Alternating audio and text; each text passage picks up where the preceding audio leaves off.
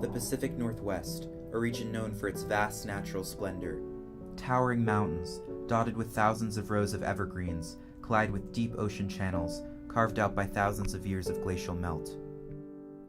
This unique environment brings life to a wide array of animals, some of which prosper here in numbers unmatched anywhere else in the world.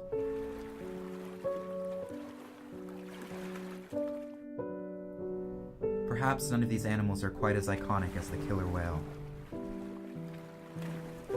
For millions of years, these whales have traveled the waterways in their family groups, led entirely by a single matriarch. Their unique characteristics and cultural dynamics enchant locals and tourists alike, leading to a booming whale watch industry.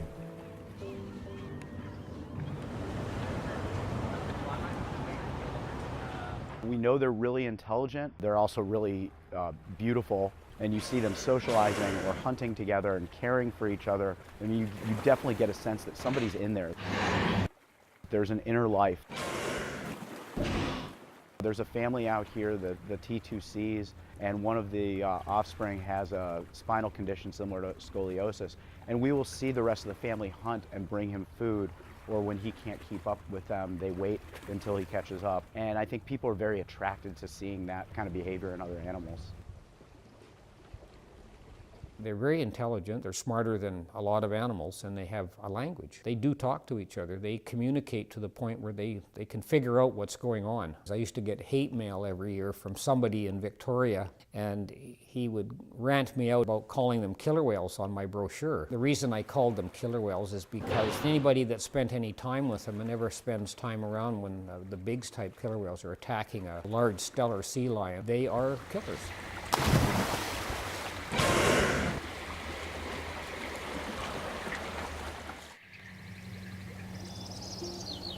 The killer whale's history with people in the Pacific Northwest dates back much further than the recent phenomenon of whale watches and boat tours. Many local indigenous tribes conceptualize these whales as the people of the sea. A number of different tribes pass on grand stories of secret villages killer whale families created beneath the surface of the water. Beautiful Coast Salish artwork created by tribes across the region demonstrate the great reverence many indigenous people have for these animals. Unfortunately, colonizers did not share the same sentiments. Moby Doll was a killer whale. This is 1964, I think, and the Vancouver Aquarium had commissioned an artist to do a life-size model of a killer whale, and they figured the easiest way to do that would be to capture a killer whale. So they harpooned this whale, and then they towed this whale to Vancouver Harbor and put it in a big shipyard where it lived for not very long. And it brought huge attention to Vancouver. People came to see this thing. They admitted to capturing up in the 80s, I believe, of the southern residents. That there was a large mortality rate. There was quite a few whales killed during the captures. They drowned them, they got nets tangled in them. So a lot of bad stuff went on. Seeing orcas in captivity, it's a completely different animal than what we see when we see them in their natural habitat. Out here, they travel 50 to 100 miles a day with their family groups. And there are two ecotypes out here that don't interact, and they're mixed together. And I think that you just can't replicate what they've evolved to be and what they need in a captive environment. These killer whale hunts decimated the Puget Sound's southern resident orca population, and the subspecies has yet to recover.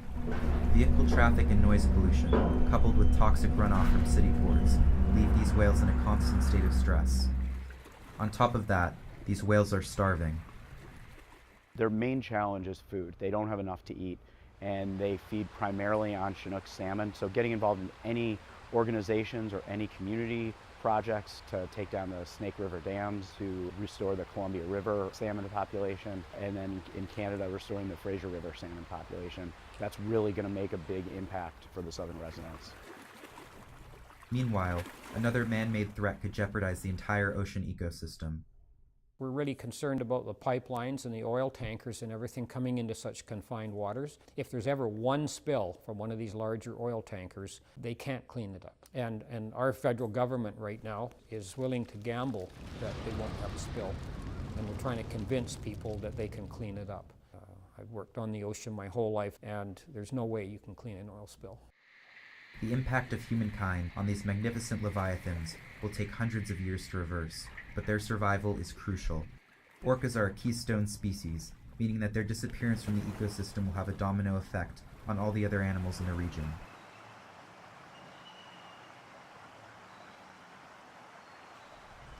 Without the orcas, these waterways may become eerily quiet, like something out of Rachel Carson's The Silent Spring.